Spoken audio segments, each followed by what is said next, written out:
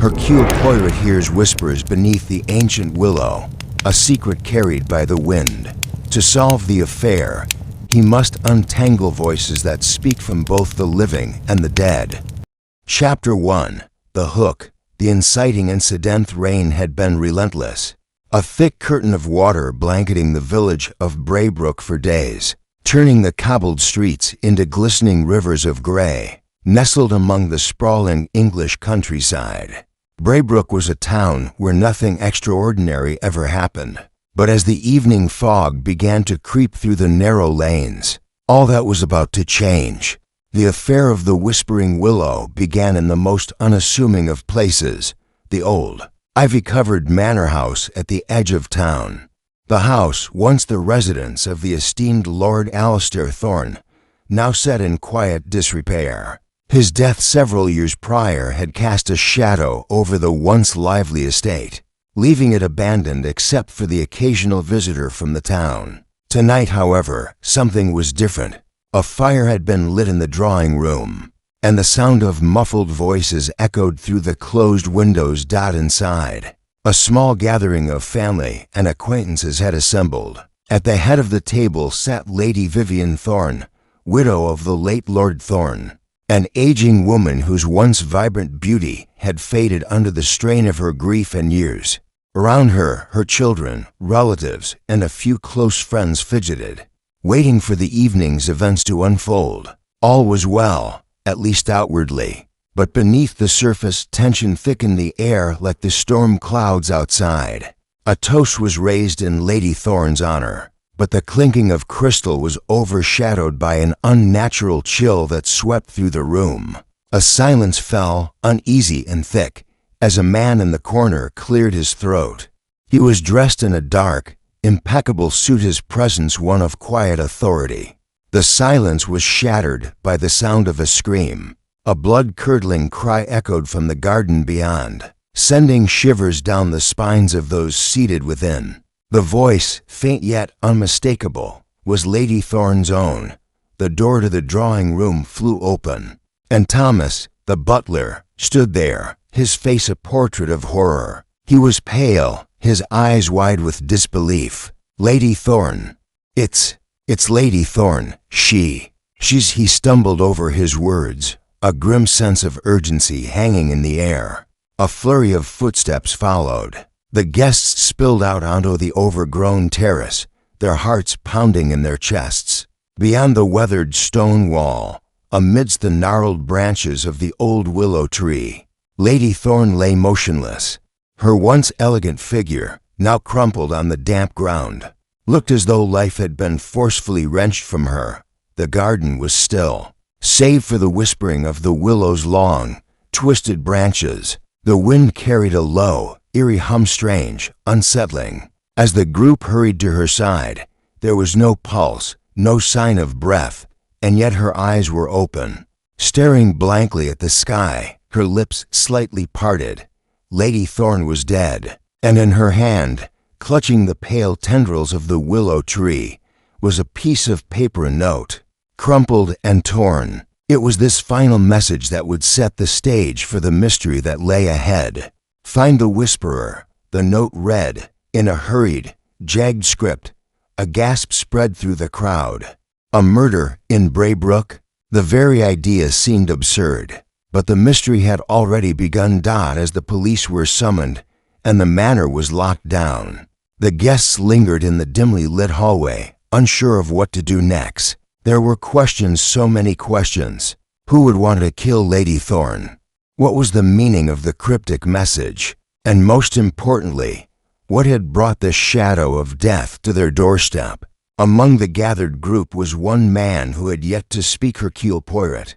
He stood quietly in the back of the room, his eyes scanning each person in the room with surgical precision. His sharp gaze noted the nervous glances exchanged between the members of the family, the stiffness in their posture, the faint tension in the air. Every detail, no matter how seemingly inconsequential, was a clue to him. To the untrained eye, this was simply a tragic event. To Poirot, it was a puzzle, a mystery waiting to be solved. Messieurs, mesdames, Poirot spoke. his voice clear and authoritative, cutting through the stillness. "I see that you are in shock, but allow me to assure you, this crime, like all others, has a solution. It is not a question of if, it is a question of who." A collective breath was held. All eyes turned to Poirot. Lady Thorne's death, though tragic, was now the beginning of something far more complex, a tangled web of secrets, lies, and deceit that only Hercule Poirot could unravel. As the storm raged on outside, the whispers of the willow tree seemed to echo in the distance. Chapter 2. The first close rain continued to fall in heavy sheets, creating a monotonous drumming against the windows of the manor. Inside, the air was thick with tension. The body of Lady Thorne had been moved, and the police had arrived, their presence a cold reminder of the tragedy that had befallen the family. But even as the authorities began their work, Hercule Poirot remained a quiet observer, his sharp eyes moving from one person to the next. He had already made a point of examining the scene where Lady Thorne had been found, noting the odd placement of her body beneath the willows. It was clear that her death had not been an accident, as the hand she had extended to clutch the tree's ancient bark seemed deliberate, as though reaching for something or someone. The note in her hand, however, was the most puzzling detail. "Find the whisperer." The words played in Poirot's mind as he stood in the dim hallway, watching as the police officers and servants scrambled to make sense of the scene. A murder of this magnitude was rare in such a peaceful place as Braybrook, and the message left behind suggested that it wasn't just the woman who had died. There was something more, something darker, lurking just beneath the surface. Poirot's thoughts were interrupted as a young constable approached him, holding a small silver tray with a glass of sherry. The officer looked as though he were trying his best to appear competent, though his trembling hands betrayed his nervousness. "Sir, I've collected the personal belongings of Lady Thorne. The detectives thought it best that we—" Poirot nodded silently, taking the tray from the officer with a slight bow of his head. "Thank you, mon ami," he said, though his mind was elsewhere. He could see the police officer was uncomfortable with the investigation, as though the case was already beyond him. Poirot's eyes narrowed as he examined the items on the tray. Among the objects were Lady Thorne's jewelry, a small, neatly folded handkerchief, and a leather-bound journal. Poirot's fingers hovered over the journal. He knew that there were answers to be found in the smallest of details. It was not the grandiose gestures or the obvious clues that would reveal the murderer. It was the things that others might overlook. He reached for the journal and began flipping through its pages. The entries were not frequent, but the few that were present spoke volumes. Lady Thorne had been a woman of routine, her thoughts neatly arranged in ink. But one entry stood out, a brief notation made only a week before her death. "There is a presence I can't explain, a whisper in the night, a voice that seems to come from the trees. It chills me. I know it is foolish, but I feel as if something terrible is about to happen." Poirot paused, his brow furrowed. The whisper mentioned in the note mirrored the cryptic message found in Lady Thorne's hand. This was no coincidence.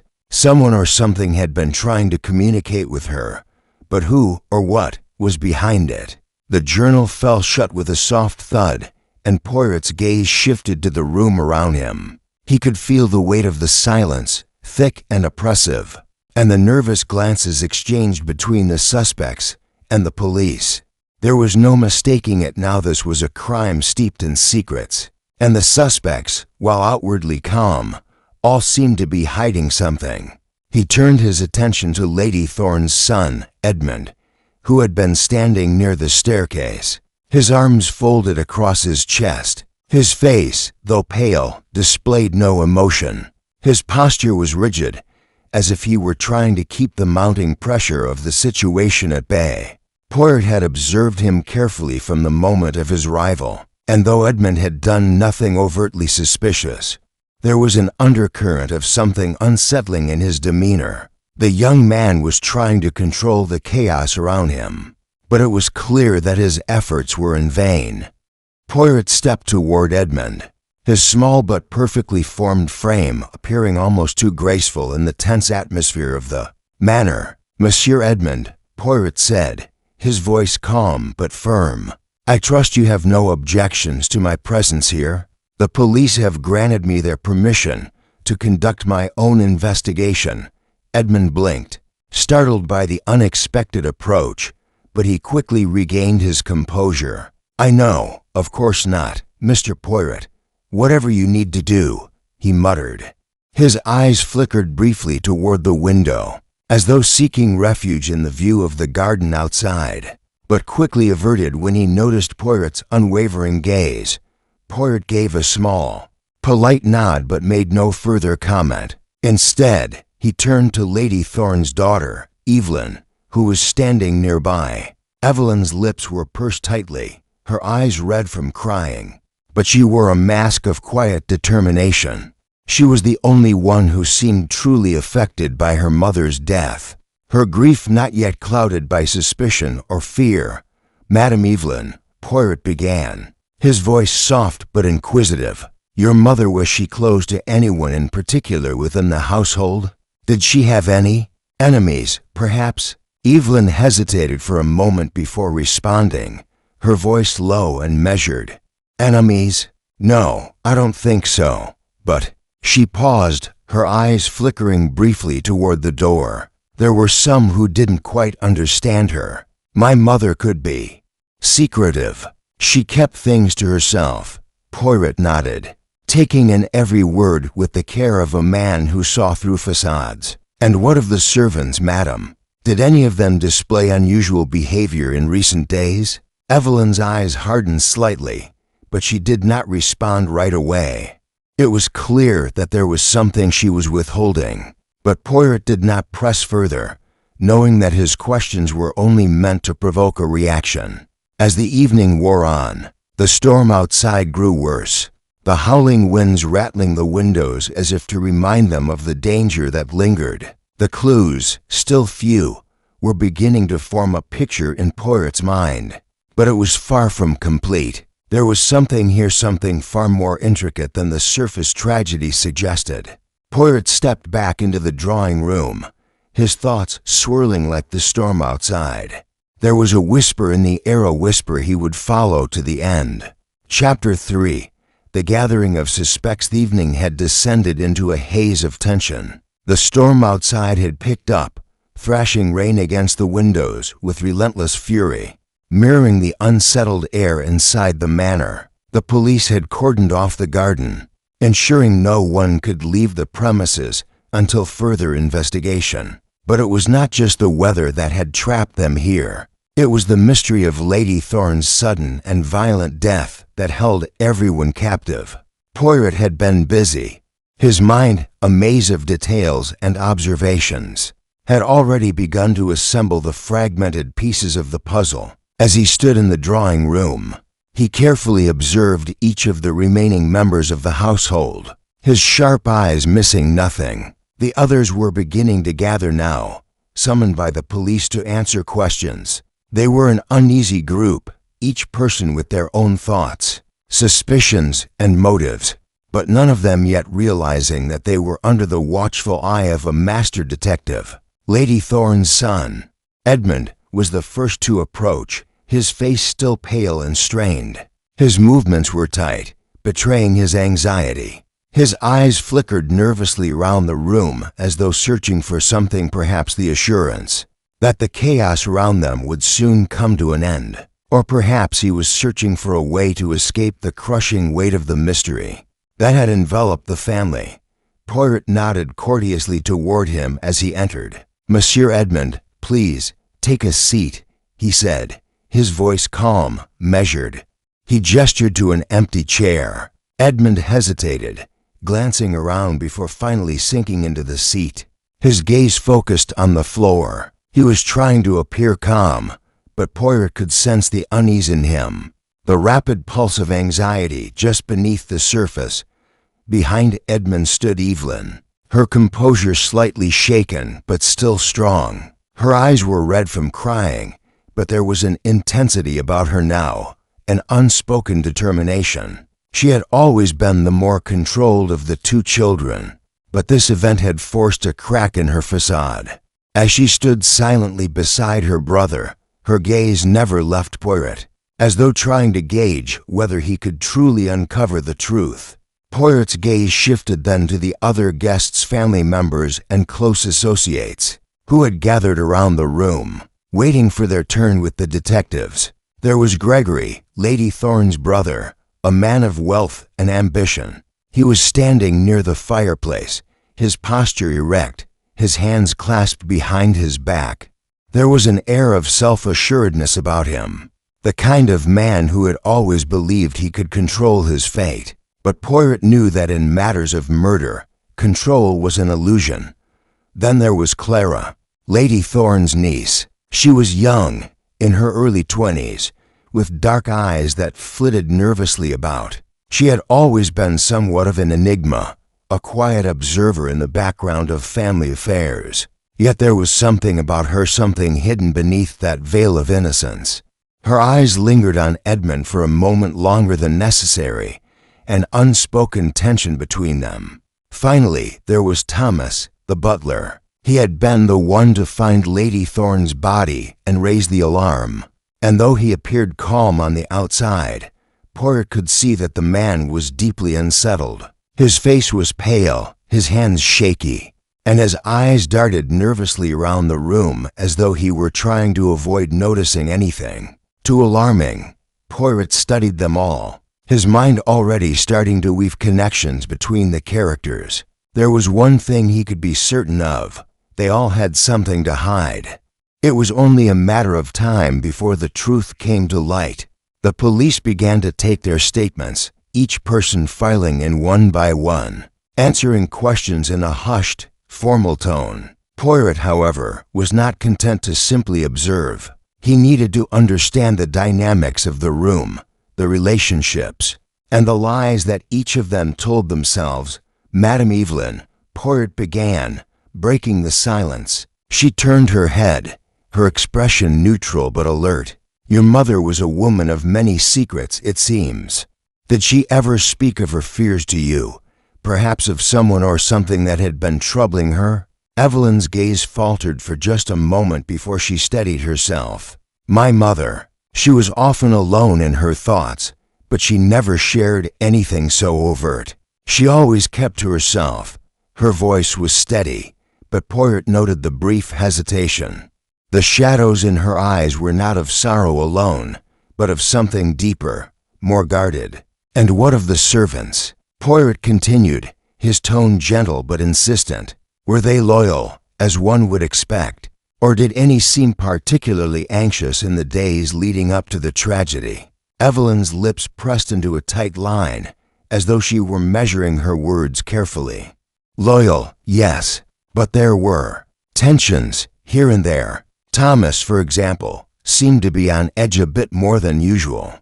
Poirot's gaze shifted toward the butler, who was standing by the door, his hands clasped tightly in front of him. "Ah, Thomas," Poirot said, turning back to Evelyn. "You believe the butler had concerns? Perhaps he knows more than he is letting on?" Before Evelyn could answer, Edmund spoke up. His voice was harsh, tinged with frustration. "It's absurd. You think Thomas had something to do with it. He's been here for years, loyal to our family. No, the problem lies elsewhere." Poirot gave Edmund a level look, his eyes narrowing slightly. "Monsieur Edmund, I am not here to make accusations, but to uncover the truth. I am merely asking the questions that need to be asked." His tone was polite but unyielding. Forcing Edmund to quiet, the group fell into a tense silence, the weight of Poirot's words settling over them. Each one was now acutely aware that their every word and movement was being observed, analyzed, scrutinized. But the real work, Poirot knew, was yet to come. He had only just begun to scratch the surface of this tangled web of lies, family secrets, and hidden motives. As the evening wore on, Poirot continued his careful examination of the group, silently noting their every gesture, their every word. He had no doubt that the answers would come slowly, surely, but for now, the mystery remained, and the whispering willow outside seemed to mock them all, its branches creaking ominously in the wind. Chapter 4. Poirot Arrivas. Night seemed to stretch endlessly. As the storm continued its battering assault on the manor, wind howling through the cracks of the old windows. Inside, the room was a different world, one filled with whispers of suspicion and the faint aroma of stale sherry. Poirot stood at the center of it all, his sharp eyes flickering between the family members and the assorted guests. The small, cluttered drawing room felt even smaller under the weight of the investigation, the tension in the air palpable, nearly suffocating. At that moment, Poirot finally made his move, stepping forward to address the group. His precise movements and the measured calm of his voice were as much a part of his presence as the sharpness of his mind. He had been observing them all in silence, taking mental notes, picking up on the subtle clues that others had missed. His presence, though understated, commanded attention. "Monsieur and mesdames," he began, his voice a soft command that instantly quieted the room. The gathering fell into complete silence, the murmurs that had filled the space dissipating into the background like forgotten sounds. Poirot's presence was both calming and unsettling, and they all knew it. Poirot's gaze swept over the group once more, noting the apprehension in their eyes, the way some of them stood just a little too stiff, as if trying to conceal a truth they could not hide. He could see at the cracks in their facades, the subtle shifts in posture that revealed a great deal more than they intended. "Monsieur Edmond, Madame Evelyn, your mother's death is tragic, no doubt, but also strange, most strange," Poirot continued, his words delivered with the soft authority of someone who had seen many such tragedies before, though none quite like this one. "The manner of her death, the circumstances surrounding it, there are too many unanswered questions." Edmund's jaw tightened at the mention of his mother's death, and he seemed about to speak, but Poirot raised a hand, halting his mid-gesture. "Patience, monsieur," Poirot said. "I am not here to accuse. I am here to understand." Poirot's attention turned now to Lady Thorne's brother, Gregory, who had been standing near the fireplace, leaning against the mantel with a faint, disinterested air. He was the one person who hadn't appeared particularly rattled by the evening's events, though there was a certain wariness about him. Poirot had taken note of that. "Monsieur Gregory," Poirot said, his voice gentle but firm, "you have been very quiet tonight. A man of your stature, I would expect more involvement in such a situation. I wonder, do you have anything to share? Anything you believe could shed light on the matter?"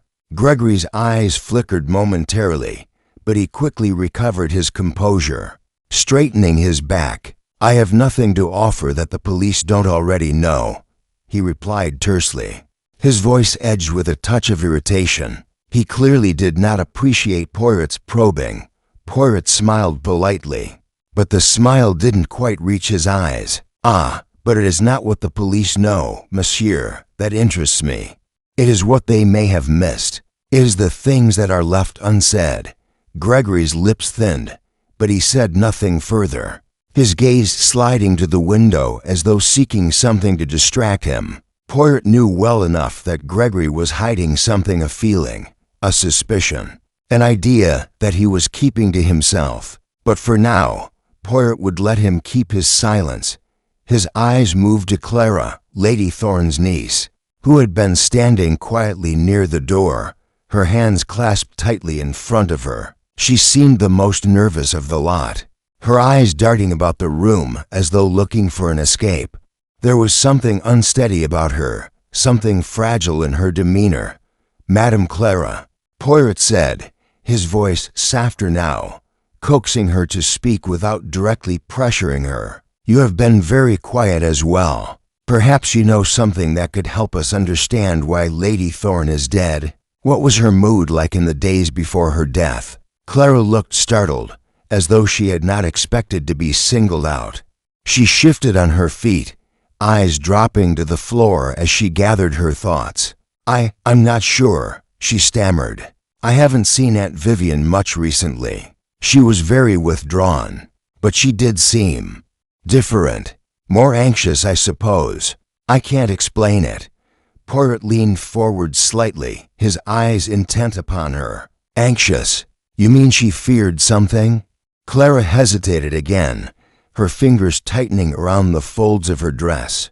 Yes, she said quietly, as though the words were reluctant to leave her lips. She seemed to be constantly looking over her shoulder, as though waiting for someone. Poirot absorbed her words, his mind racing. A woman on edge, expecting something to happen, yet unwilling or unable to speak of it. It was not unusual for people to feel a growing sense of dread in the days before something tragic occurred, but this was different. The question remained, what had Lady Thorne feared? He turned his gaze to Thomas, the butler, who had been quietly observing the scene from the side. His posture stiff, his face unusually pale. Thomas had been the one to find Lady Thorne's body and had raised the alarm, but Poirot had already noticed the man's nervous energy. There was something in his demeanor that spoke of secrets he was either hiding or simply too afraid to divulge. Thomas, Poirot addressed him, his voice steady. You were the one to discover Madame Thorne's body. You were the first to see her death. Thomas stiffened at the mention of his role in the discovery. Yes, Monsieur Poirot, he replied, his voice low, the tremor unmistakable. I was just following my duties when I found her. I didn't know. I didn't think. He faltered, the words seemingly unable to form. Poirot took a step closer, his voice soft but insistent. You didn't think what, Monsieur Thomas? You didn't think to mention that Lady Thorne had been acting strangely. Thomas swallowed hard, and for a moment it seemed as if he would speak, but he quickly closed his mouth, retreating further into himself. Poirot said nothing more, allowing the butler's silence to speak volumes. The room was heavy with secrets, each person holding something back, their fear and guilt hanging in the air like an invisible fog.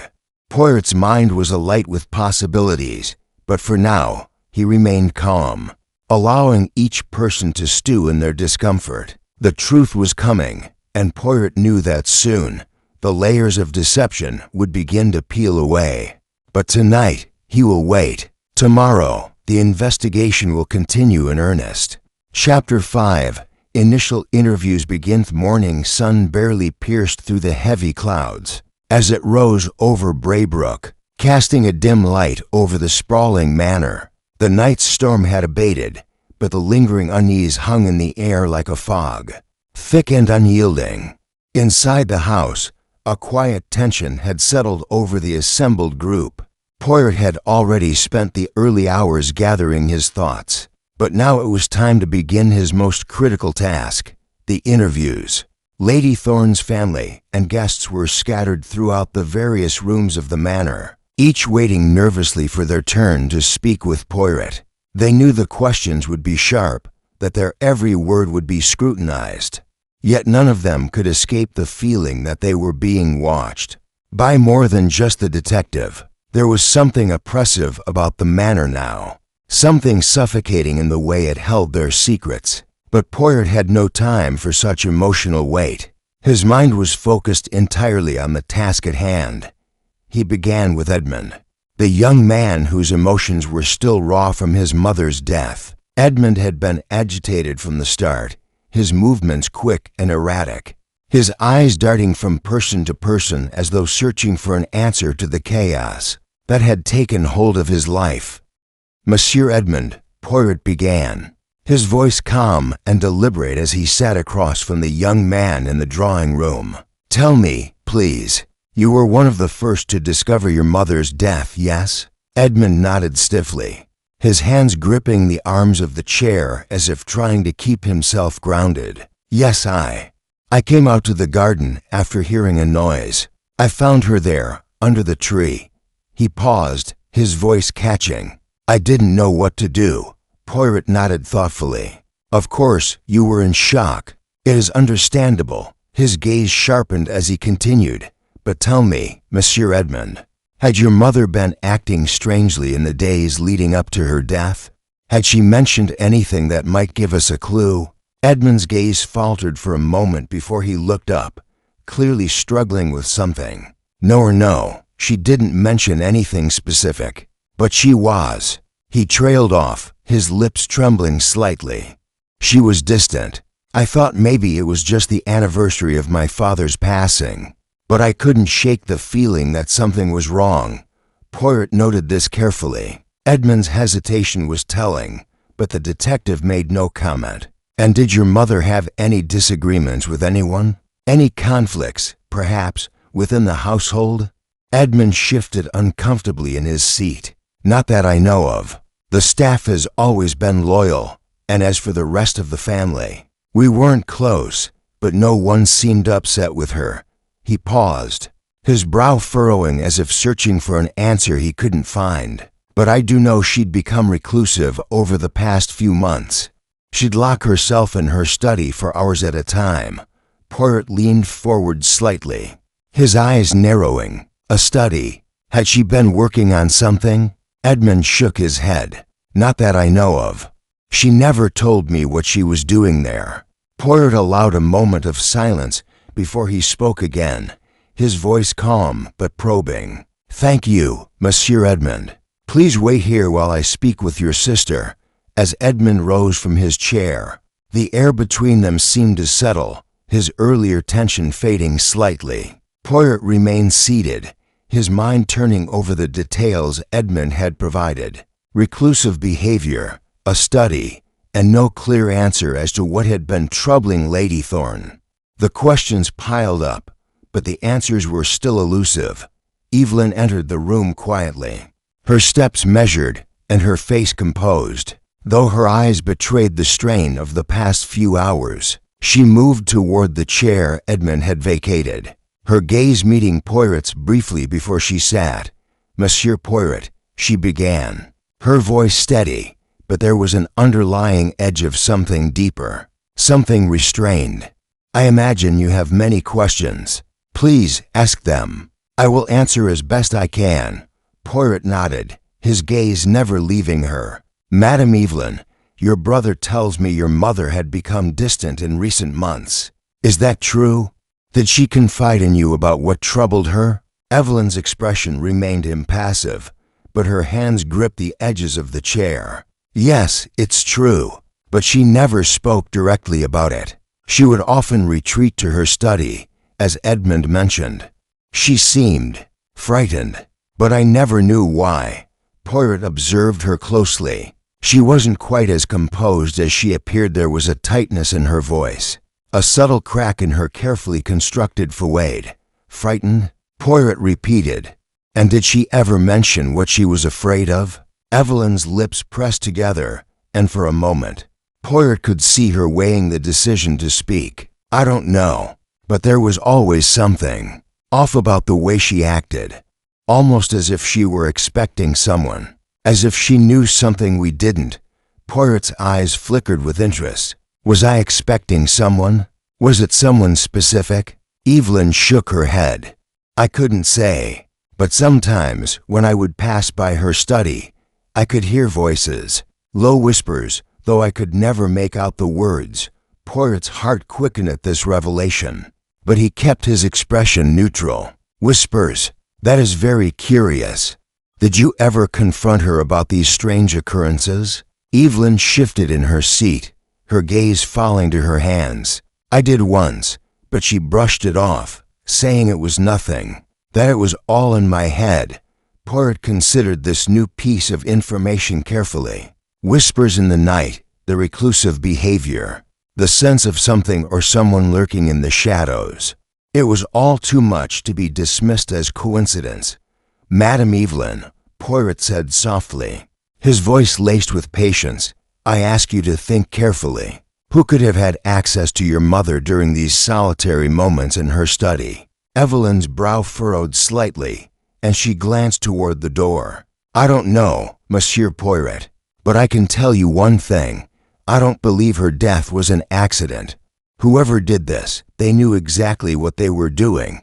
Poirot smiled slightly, his eyes glinting with a quiet intensity. "Indeed, Madame Evelyn, the question now is not whether it was an accident, but who had the means, the motive, and the opportunity to make it happen." Evelyn stared at him, her face softening as the gravity of the situation set in. Poirot's mind, however, was already turning, the pieces of the puzzle falling into place just beyond his reach. He had the beginnings of something, but the truth was still far from clear. Chapter 6. First false lead. There in the manor felt heavy, the silence between each interaction growing thicker with every passing moment. Poirot had completed his initial interviews with both Edmund and Evelyn, and though the information was valuable, it was hardly definitive. Every answer led to more questions, and yet the truth remained just beyond his grasp. As Poirot sat in the quiet study, his fingers steepled beneath his chin, the faint sound of voices in the hallway caught his attention. A few moments later, the door opened, and Inspector Larkin entered the room, his face grim. He had been the one to lead the police investigation, but Poirot knew the man's frustration. The case was slipping away from them, and they were no closer to the truth than they had been the previous night. "Monsieur Poirot," Larkin began, his voice tight with impatience, "I have just received a report from the local constable. There's been a development." He paused, his eyes shifting uneasily. "It's about the butler, Thomas." Poirot raised an eyebrow, leaning forward slightly. "Ah, Thomas, the man who discovered the body. That's the one," Larkin said, his tone lowering. "Apparently, the constable found something strange in the butler's room, something that's causing us to question his story." Poirot's interest was piqued. What exactly did the constable find? Larkin sighed, then pulled a small, worn notebook from his coat pocket. "This," he said, handing it over. "A journal, of sorts." It was hidden beneath his bed. The constable found it while searching for personal effects. "It doesn't look like much, but we've had a look through it. Some of the entries, they're troubling." Poirot took the notebook from Larkin's hand, flipping it open with deliberate care. The first few pages were innocuous enough entries detailing the usual daily tasks and duties of the butler, noting visitors to the house, meals served, and mundane observations. However, as Poirot's eyes moved down the pages, his gaze narrowed. The entries grew increasingly cryptic, with occasional mentions of Lady Thorne. The last entry was particularly striking. "She's here again." The whispers return. "It is getting harder to ignore. I have to act soon, before it's too late." Poirot's eyes lingered on the words, his mind racing. The butler had known something. He had been aware of Lady Thorne's anxiety, her fear of something unknown, something intangible, the whispered voices she had spoken of. The question now was whether Thomas had been involved in her death, or whether he was merely a frightened witness to a greater mystery. "Monsieur Poirot," Larkin's voice cut through his thoughts, "do you believe this journal means what it seems?" Poirot slowly closed the notebook and handed it back to the inspector. "I believe that Thomas is hiding something, but I do not yet know what. The journal speaks of fear, of anxiety, but nothing concrete. And these whispered voices, they could have been something imagined, perhaps." Larkin's frown deepened. "You think he's lying?" "I do not know," Poirot said thoughtfully.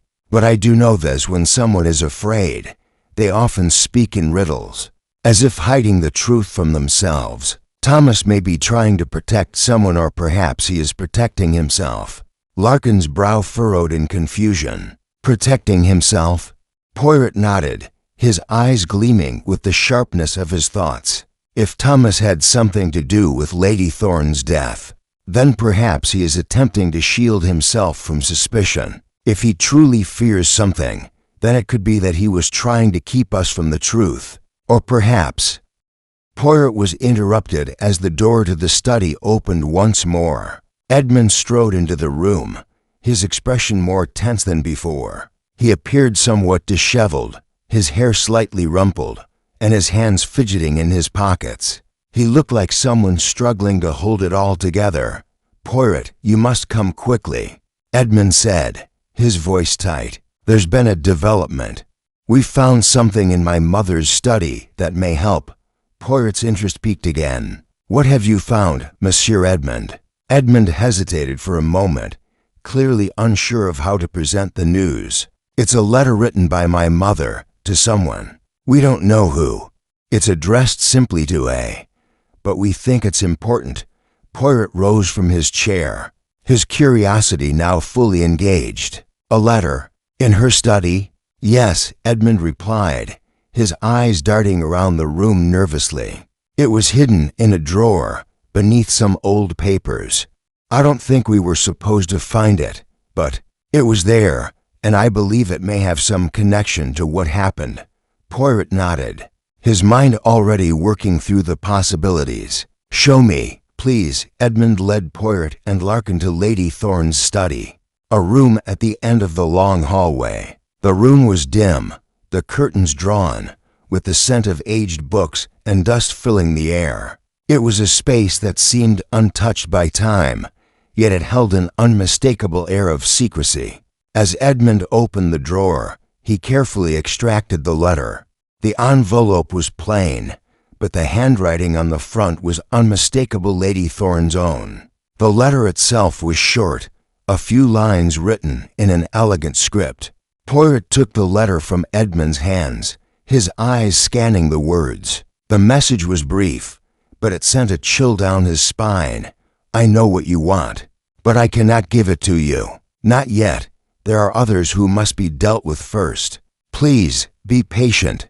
I fear that time is running out." Poirot's mind raced. The letter spoke of a fear, of someone or something that Lady Thorne was trying to delay. There were others involved, others who were part of whatever plot had taken place. But who this? Poirot's voice was steady, though his mind was a whirlwind. "This is most significant, Monsieur Edmund, and yet it raises more questions than it answers." Larkin cleared his throat. "Do you think this is the clue we've been waiting for?" Poirot's eyes flicked back to the letter in his hands. "Perhaps, but there is something important here, something I must explore further. The others she mentions, who are they? And why the delay?" As the storm continued to rage outside, Poirot could feel the mystery tightening around them, each clue drawing him closer to the truth, yet just out of reach. But he knew one thing for certain: the pieces of the puzzle were falling into place.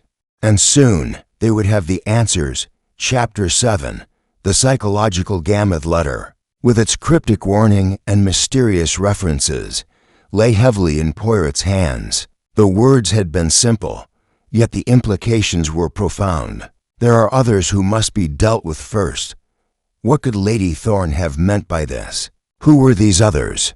And why had she been so desperate to delay whatever was coming? As Poirot stood there, contemplating the letter in the dim light of Lady Thorne's study, the silence of the room grew almost oppressive. He could feel the weight of the mystery pressing down on him, and the more he learned, the more questions he had.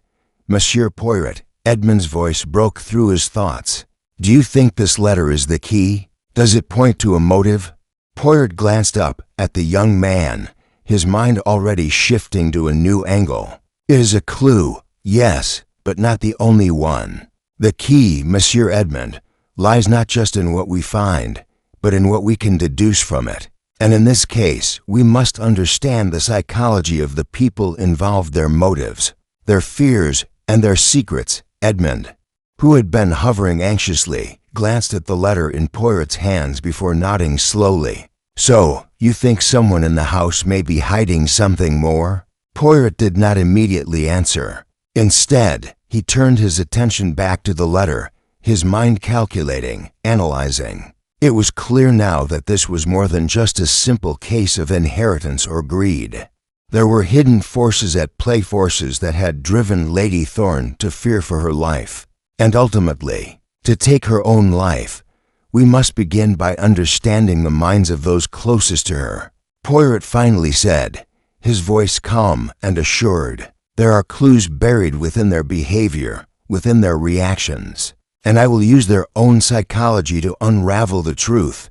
He paused, allowing his words to settle in. "I will begin with Thomas, the butler." Larkin, who had been silent up until now, shifted uncomfortably.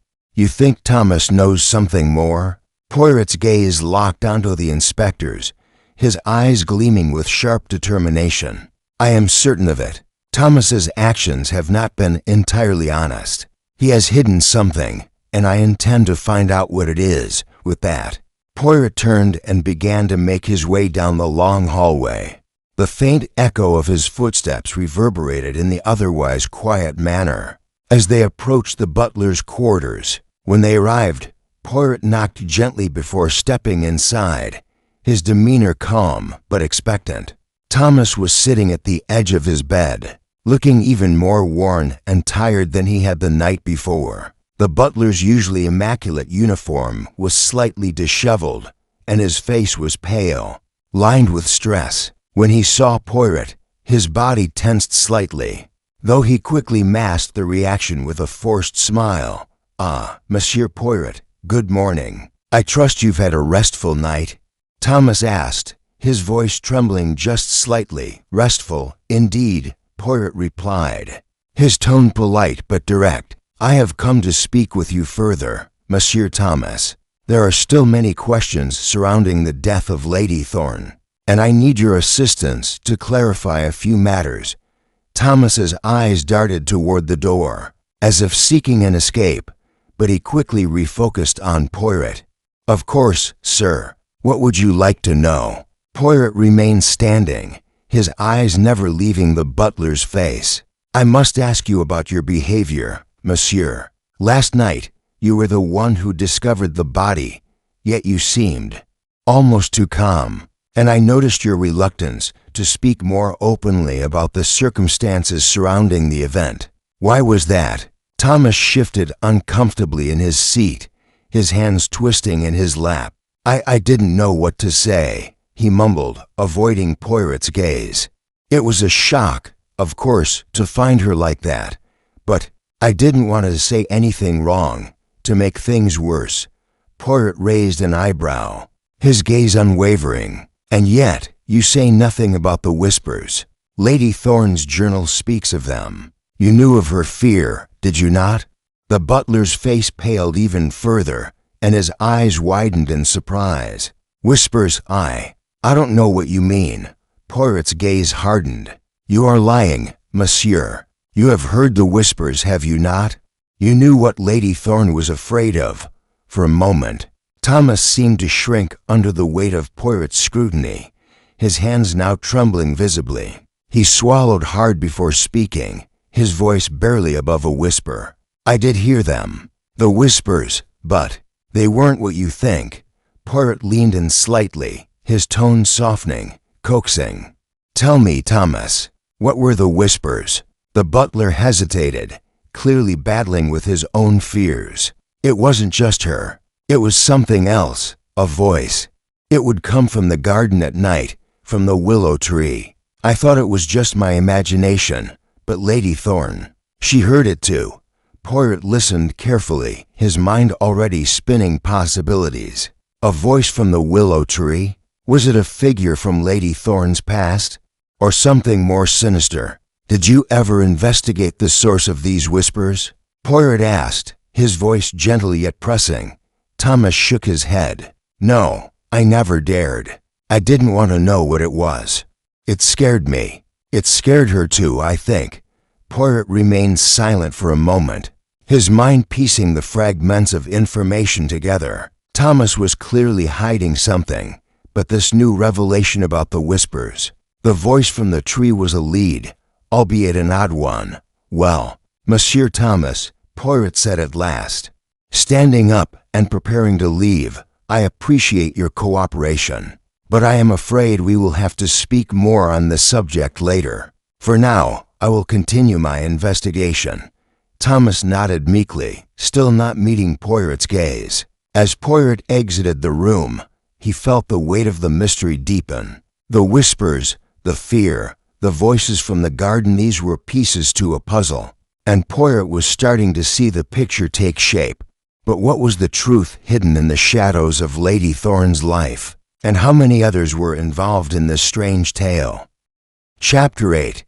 A secondary mystery. The atmosphere in the manor had grown thicker with each passing hour. Every corner seemed to hide something, and every shadow held a secret. Yet, despite Poirot's sharp mind and keen observations, the mystery of Lady Thorne's death remained unsolved. Each new clue brought him closer to the truth, but also further away from any definitive answers. The whispering voice, the cryptic journal entries, and Thomas's admission had painted a picture of a woman besieged by fear. But fear of what?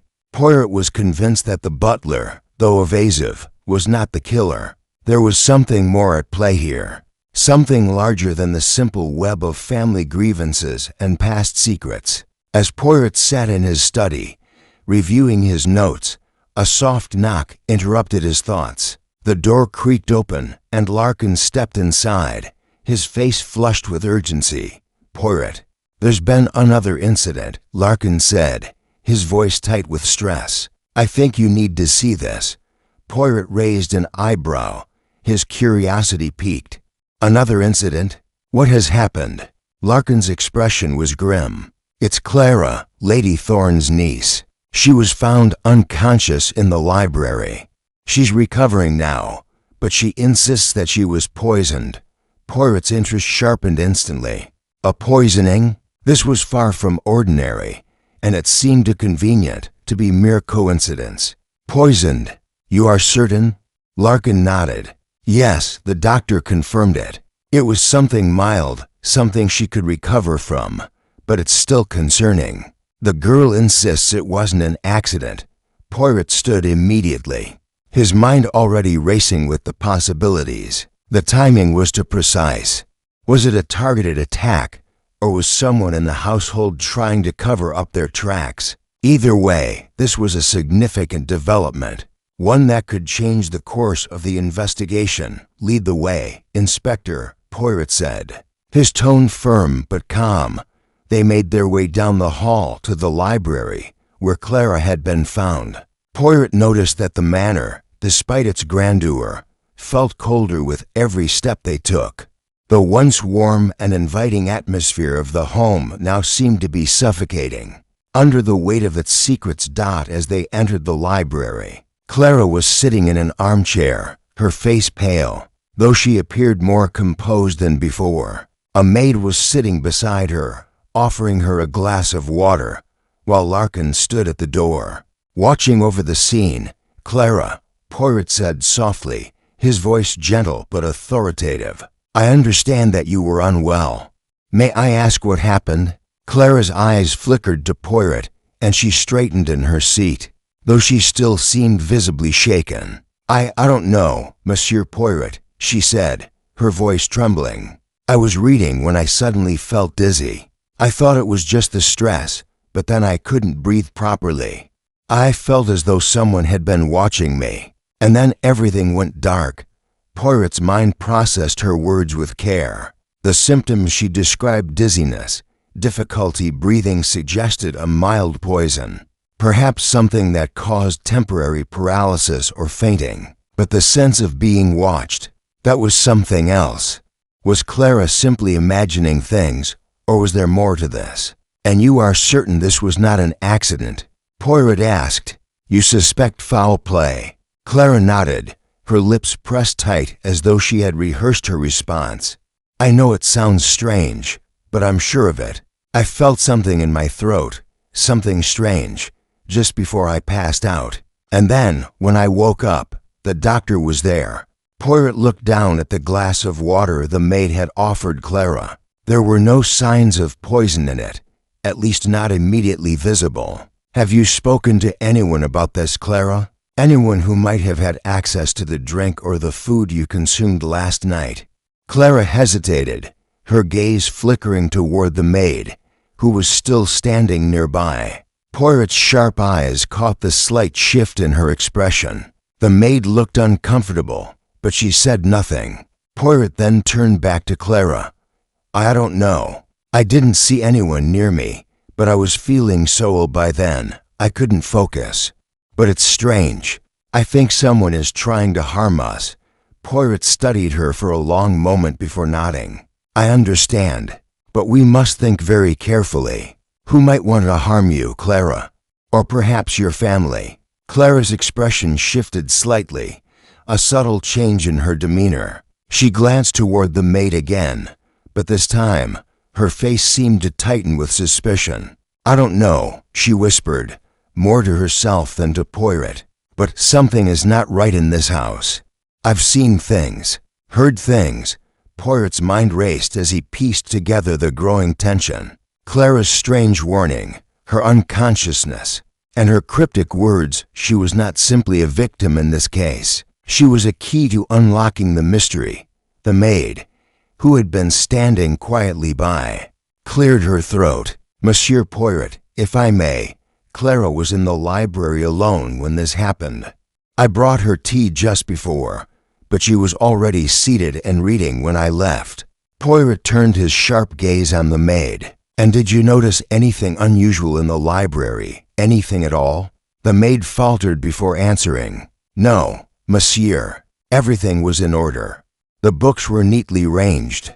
It was quiet. Poirot took a slow step toward the bookshelf, his fingers lightly grazing the spines of the books. He noticed nothing out of place, but his mind was already at work. The poisoning attempt, coupled with Clara's odd remarks, were no mere coincidence. Something was hidden beneath the surface, something in the atmosphere of the house that none of them yet fully understood. Monsieur Poirot, Larkin's voice interrupted his thoughts. What now? What do you think happened? Poirot turned, his face calm, but his eyes burning with a quiet intensity. Now, we wait. The poisoning is no mere coincidence, but I believe it is a diversion, a clever attempt to mislead us, and it will not work. He looked at Clara, his expression softening for a moment. Rest now, madam, but know this, the game has only just begun.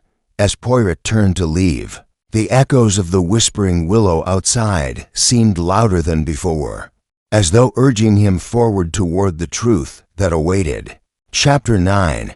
Hidden connections. Manor had quieted in the wake of Clara's poisoning, though the tension within its walls had grown exponentially. The guests and family members now moved through the halls with a careful, almost deliberate air, as though they were afraid to be the next victim. The whispers, which had always seemed like idle gossip before, now held a darker significance. No one was quite sure who they could trust, or whether the danger was truly over.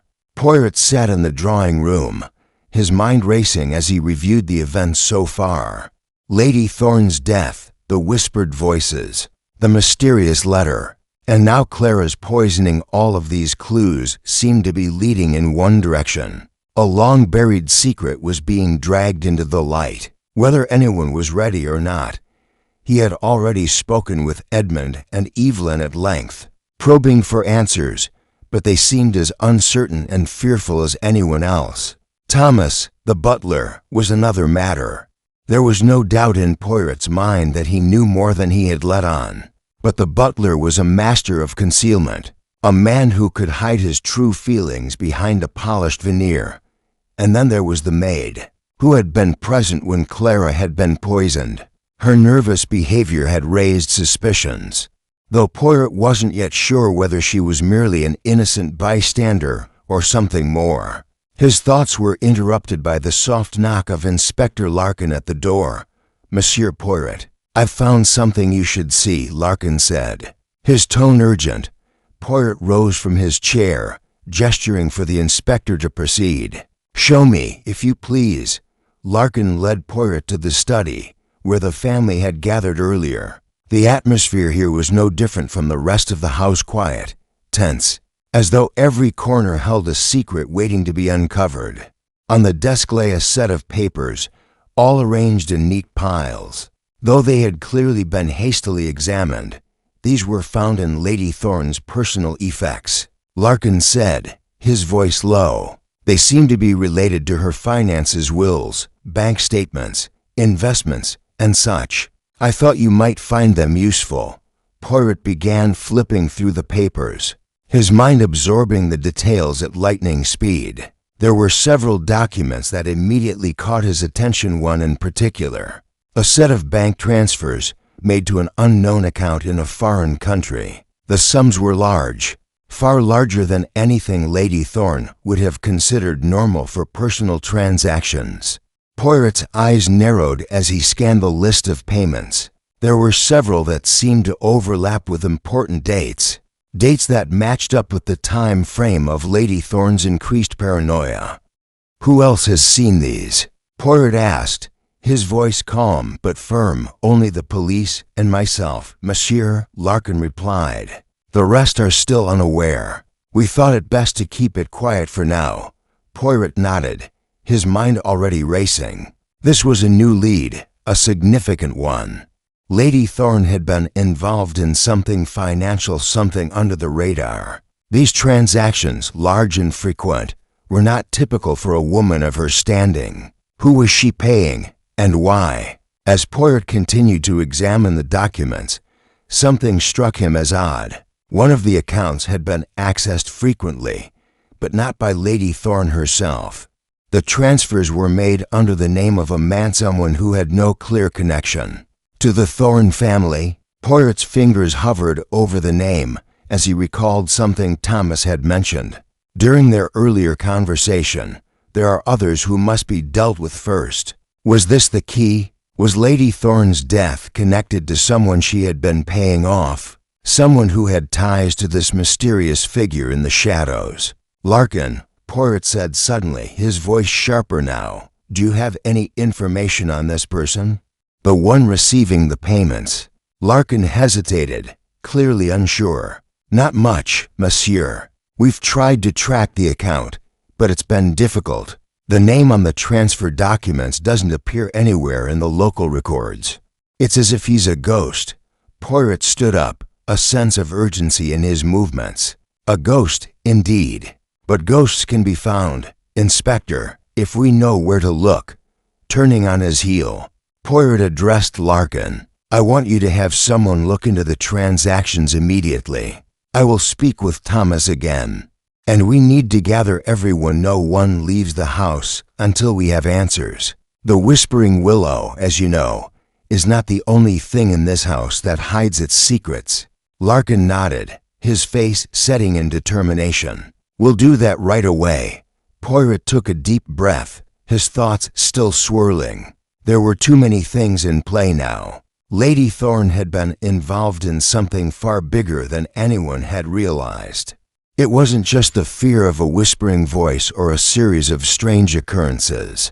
It was a matter of money, influence, and hidden connections. As Poirot made his way toward the kitchen to find Thomas, he felt the weight of the mystery bearing down on him. Lady Thorne's death had been only the beginning.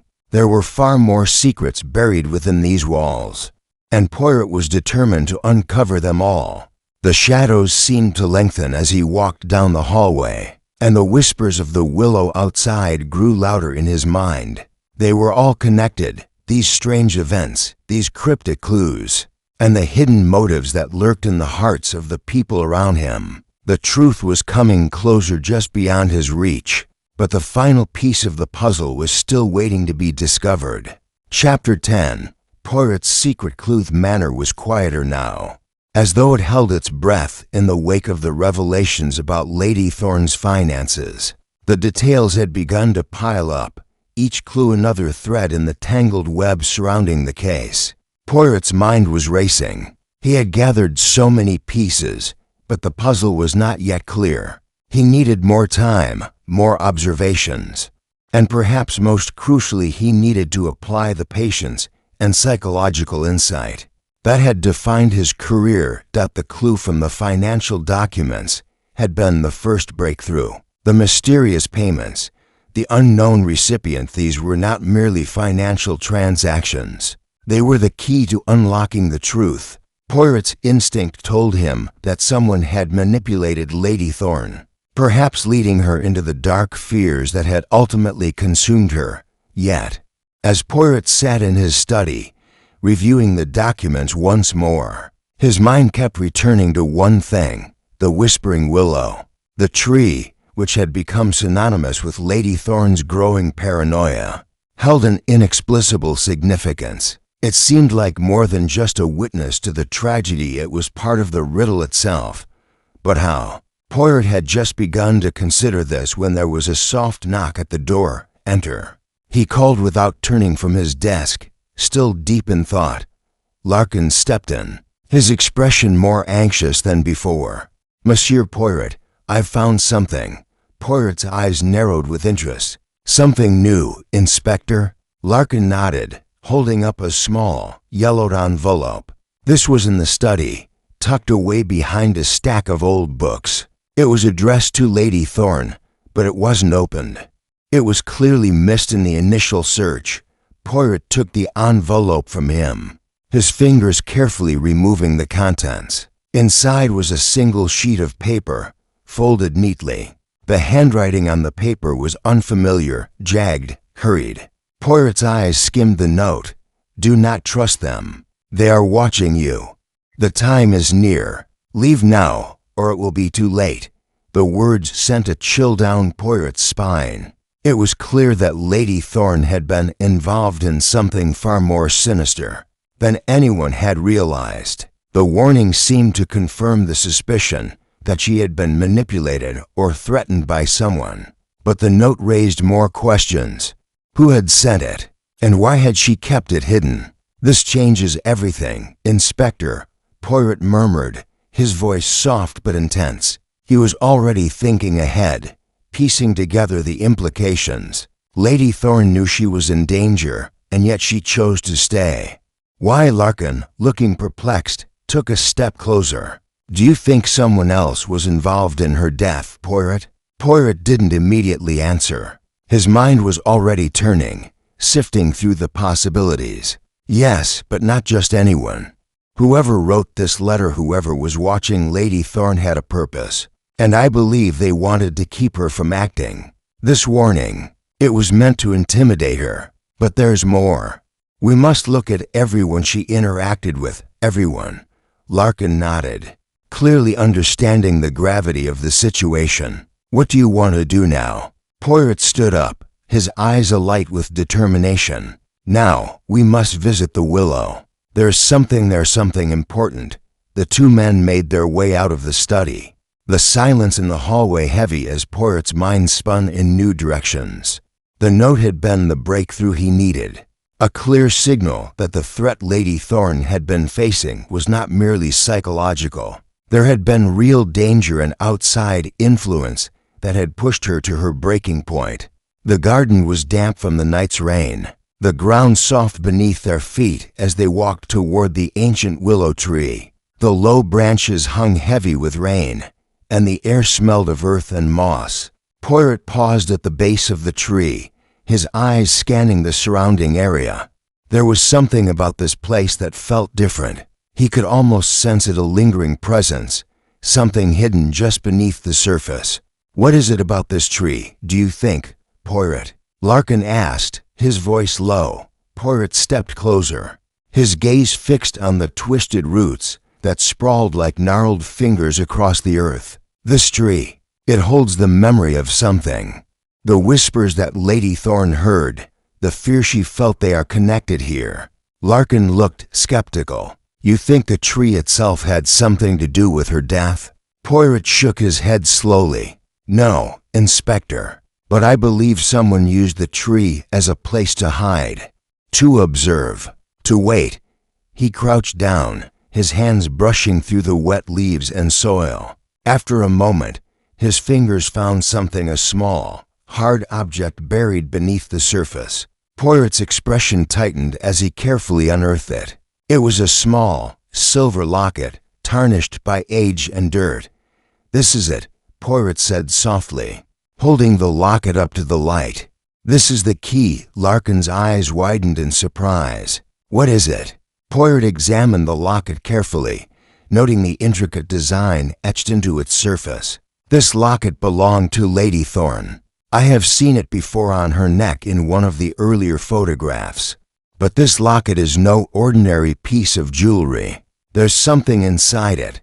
With a gentle twist, Poirot pried the locket open. Inside was a tiny piece of folded paper, so small it was almost invisible. He carefully unfolded it, revealing a short message written in the same hurried, jagged handwriting as the note. Do not trust him. He is watching. The time is near. Leave tonight. Poirot's heart quickened as he read the words. The warnings were the same, but now there was a new question. Who had been watching Lady Thorne? And who, in this house, could have been so close to her that they had access to her personal belongings? As he closed the locket and stood up, Poirot's mind raced. He had the answers now, or at least part of them. The next step was clear. It was time to confront the one person who had been watching Lady Thorne all along. Chapter 11. Tension's recent discovery of the locket had sent a shockwave through Poirot's mind. A jolt of clarity amidst the swirling fog of confusion. He had suspected that Lady Thorne's death was not an isolated incident, but a well-orchestrated move in a larger game. The locket was the final piece of the puzzle, the key to unlocking the identity of the person who had been watching her. But that discovery raised new, equally troubling questions. Who had been so close to Lady Thorne? Who had written the messages, both in the letter and inside the locket, urging her to leave? And most importantly, who among them could be trusted? Poirot's thoughts were interrupted by a sudden movement at the door. He looked up to see Edmund entering the room, his face tight with anxiety. The young man's usual composure had frayed, and Poirot noted the telltale signs of distress: his clenched fists, the pale complexion, and the hurried, almost desperate way he entered. Monsieur Poirot, Edmund said, his voice strained. I need to speak with you. It's urgent. Poirot motioned for him to sit, his expression calm but curious. Of course, Monsieur Edmund. What is it that troubles you? Edmund hesitated, glancing nervously over his shoulder before lowering his voice. It's about the family, the others. I don't trust them anymore. I think they know more than they're saying. I think someone here is hiding something important. Poirot's interest peaked at the unease in Edmund's voice. Hiding something? What do you mean? Edmund took a deep breath, his eyes darting from side to side. I overheard something last night, monsieur. I was walking through the hallway, and I heard voices coming from the study. At first, I thought it was just my imagination, but then I heard my Uncle Gregory's voice. He was speaking to someone in hushed tones. It wasn't a casual conversation. There was tension in the air, a kind of urgency. And then I heard him mention my mother. He was angry, but I couldn't hear everything. I don't know what they were discussing, but it didn't sound good. Poirot's gaze sharpened as he leaned forward slightly. Gregory, your uncle. Yes, Edmund replied, his voice barely a whisper. He and my mother were never close, but I didn't think there was any ill will between them. But after hearing that conversation, I'm not so sure anymore. Poirot processed this information carefully.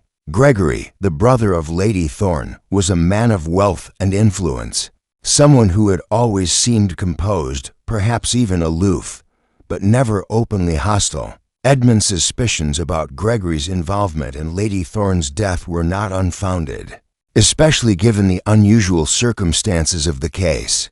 But could Gregory really be involved? Or was there someone else pulling the strings from the shadows?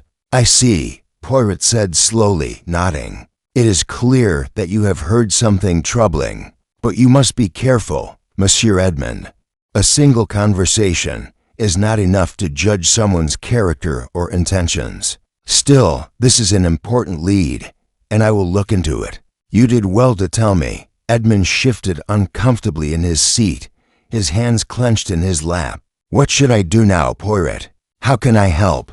Poirot smiled gently. Continue to observe, Monsieur Edmund. Keep your eyes open, but do not confront your uncle. Let me handle that. As Edmund left the room, Poirot stood, pacing slowly in thought. The pieces of the puzzle were finally beginning to fit together, but there was still so much to uncover. Gregory's involvement was something Poirot needed to examine closely, but the locket had provided another lead, one that could take the investigation in an entirely new direction. Poirot's musings were interrupted by the sudden appearance of Clara in the doorway. Her face was pale, her eyes red from what appeared to be another sleepless night. She was no longer the young, nervous woman from earlier. Her expression now held a hardened edge, a determination that had replaced the earlier fragility. "Poirot," she began, her voice steady but tense, "I need to speak to you about something. It's important." Poirot nodded, gesturing for her to take a seat. "Of course, Madame Clara. What is troubling you?" Clara looked round the room briefly, then lowered her voice. "I overheard something last night, too. Something that doesn't make sense." She paused, taking a deep breath as if trying to calm herself. "It's about my uncle, Gregory. He's been behaving strangely. I found a letter in his room hidden behind a stack of books. It was addressed to someone named A. I couldn't read much of it, but I saw enough to know that he's involved in something dangerous." Poirot's mind shifted into high gear. Another letter, another hidden message, and this one was tied to Gregory as well. The connections were beginning to stack up, one on top of the other. "I see," Poirot said carefully. "You have done well to bring this to my attention. You must understand, Madame Clara, that the truth is often hidden in the most unexpected places. It is clear that your uncle has something to hide, but the question remains, what is he hiding, and why?" Clara's eyes were wide with fear. "I don't know what to think anymore. I don't trust anyone here, Poirot. My mother, my uncle. I think they're all involved in something terrible. I don't know what it is, but it's like a trap, closing in on all of us." Poirot regarded her silently for a moment, his sharp eyes observing every flicker of emotion on her face. He could sense the growing fear, the anxiety that was now consuming her. "Rest assured, Madame Clara, the truth will come to light. But you must be patient. Let me do my work." As Clara left the room, Poirot stood by the window, looking out at the garden below. The willow tree swayed gently in the wind, its branches hanging low, almost as though it were beckoning him to uncover the secrets hidden beneath its roots. The mystery was deepening, and the walls were closing in around the Thorne family. But Poirot knew one thing for certain: the truth was within reach, and he would not rest until it was revealed. Chapter 12. The confrontation. Poirot stood by the window, the dull light of the afternoon casting long shadows across the drawing room. His mind was a whirlwind of possibilities, each piece of the puzzle he'd been slowly putting together, now pressing him toward one inevitable conclusion. It was time to confront Gregory Thorne. The brother of the late Lady Thorne had been an enigma from the start. He had remained distant, detached from the family drama. Yet all of Poirot's instincts told him that Gregory held the key to unlocking the rest of the mystery. The hidden letter Clara had found, the strange behavior Edmund had overheard, and now the increasing suspicion surrounding Gregory's involvement. It was time to get answers. Poirot's thoughts were interrupted by a knock at the door. He turned as Larkin stepped inside, his expression tense. "Monsieur Poirot," Larkin said, his voice tight with urgency. "We've gathered the family together. They're all in the sitting room, waiting to speak with you. Are you ready for this?" Poirot nodded slowly, a quiet determination in his eyes. "Yes, Inspector. I believe it is time to put the pieces together." The two men made their way down the hallway toward the sitting room, where the rest of the family had been gathered. Edmund, Evelyn, Clara, and Thomas were seated in various positions, their faces a mixture of apprehension and suspicion. At the center of the room sat Gregory, his posture stiff, his face an unreadable mask. Poirot could feel the tension in the air, thick and electric. As he entered the room, all eyes turned toward him. Poirot's gaze lingered for a moment on each of them, noting the subtle shifts in body language, the way they avoided looking at each other, the flickers of guilt and fear behind their eyes. "Monsieur Poirot," Gregory said, his voice smooth but laced with a thin veneer of impatience, "I trust you have found the answers you seek." Poirot gave a small smile, his gaze never wavering from Gregory. "Not all of them, monsieur, but I am getting closer. You see, there is something that has been bothering me, something that does not add up." Gregory's jaw tightened slightly, but his voice remained calm. "What do you mean?" Poirot took a step closer, his eyes narrowing as he studied Gregory intently. "You see, I have discovered a number of clues that suggest certain things, hidden payments, secret letters, and overheard conversations. It is clear that your family is involved in something far more complicated than we initially believed." Gregory's gaze flickered for a brief moment before he regained his composure. "What are you implying, Poirot?" Poirot didn't answer immediately. Instead, he turned toward Clara, who was sitting quietly by the window, her hands folded tightly in her lap. "Madame Clara, you mentioned something important earlier. You overheard a conversation between your uncle and someone else. What did you hear exactly?" Clara shifted uncomfortably, her face pale. I couldn't make out all of it, but I heard my uncle speaking in a low voice. He was angry, talking about my mother. He seemed to be threatening someone." Poirot's eyes snapped back to Gregory, his suspicions confirmed. "And there it is. A threat, perhaps. It seems to me, Monsieur Gregory, that you have something to hide. Would you care to explain why your name keeps appearing in the shadows of this investigation?" Gregory's expression hardened, but he remained silent for a long moment. Finally, he spoke, his voice low but filled with authority. "I don't know what you think you've uncovered, Poirot, but you are wrong. I have no reason to harm my sister or anyone else in this family." Poirot's gaze never left Gregory's face, but he could sense the underlying tension. There was something buried deep beneath Gregory's words. He wasn't telling the truth, and Poirot knew it. The truth, Monsieur Gregory, is not so easily hidden. The locket, the secret letters, the suspicious behavior, it all points back to you. You were not just a passive observer in Lady Thorne's life. You were involved in her fears. You knew what was happening, didn't you? Gregory's eyes darkened, and for a moment, Poirot thought he saw something close to panic flicker across his face, but it was gone in an instant, replaced by a cold smile. "Let me be clear, Poirot," Gregory said, his voice low and menacing. "You don't know what you're dealing with. You think this is just some family dispute, some mystery to be solved. But you have no idea what you're uncovering. Some things are better left buried." Poirot's brow furrowed. "Some things, Monsieur Gregory, may be buried, but they will always find their way to the surface. Lady Thorne's death was not an accident, and neither was Clara's poisoning."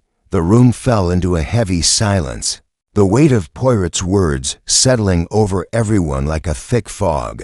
The tension was palpable, each person in the room aware that Poirot had just crossed a line. There was no turning back now. Gregory's face remained impassive, but Poirot could see the flicker of guilt in his eyes, the first crack in his carefully constructed. "For Wade, I believe," Poirot continued, his voice steady and certain, "that you were not just protecting your sister from someone else. You were protecting yourself, weren't you? You feared that the truth would come to light, that your involvement would be exposed. And now it has." Gregory's expression twisted into something between anger and fear. "You have no idea what you're talking about, Poirot. You think you've uncovered the truth, but you've only scratched the surface. There are things you cannot even begin to understand." Poirot stepped closer, his eyes narrowing with intensity. "Then explain it to me, Monsieur Gregory. Explain why you were willing to go to such lengths to keep this secret." But before Gregory could respond, a sharp knock echoed through the door. The interruption was sudden, jarring, and left a sense of unfinished business hanging in the air. "Enter," Poirot called, his gaze never leaving Gregory. Something was about to break, something crucial was on the verge of being revealed. The door opened slowly, and a familiar figure stepped inside. It was Thomas, the butler. His eyes were wide with a mixture of fear and resolve. "Monsieur Poirot," Thomas said, his voice trembling but firm, "there's something I must tell you. It's time you knew the whole truth." Chapter 13. A desperate attempt to escape. Heath's room was heavy with tension. As Thomas stepped into the drawing room, his face pale and lined with exhaustion, his hands were trembling as they clutched the edges of his uniform, and his eyes darted nervously from one person to the next. The stark contrast between his usual composure and the man now standing before them spoke volumes. It was clear that whatever Thomas had come to say, it was important, and it was something that could change everything. Poirot regarded the butler closely, his sharp eyes never leaving Thomas's face. "You have something to tell me, Monsieur Thomas?" he asked, his voice soft but commanding. Thomas swallowed hard, his eyes flickering to Gregory, then to Clara, who was seated near the window, her face still drawn with anxiety. It was as if he was weighing the consequences of speaking his truth. I don't know where to start," Thomas muttered, his voice wavering. "But it's time you knew the whole story. It's all been building, and now there's no hiding it anymore." "I can't," he faltered, his voice thick with emotion. Poirot motioned for him to continue. "Take your time, Monsieur Thomas.